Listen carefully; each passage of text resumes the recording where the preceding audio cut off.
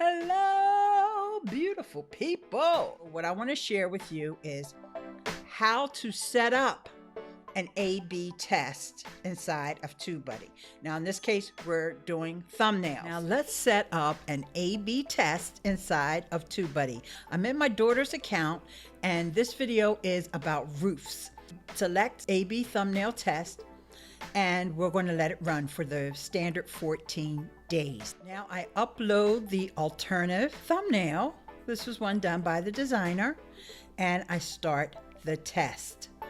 As you can see, that was very easy to set up. Don't change more than one thing at a time, because you can A/B test the title and the metadata. But if you change the thumbnail, you change the title, and you change the metadata, you don't know which one really worked. Okay, so you're doing one at a time, and this is why we're starting with thumbnails, because that's the easiest, right, and the most straightforward. This one is a completed test. Okay, this was my original thumbnail for this TubeBuddy video that I did, and then this was the variation. TubeBuddy let me know that the test is complete. Based on click-through rate, the variation version of your video outperformed your original by 3.29%.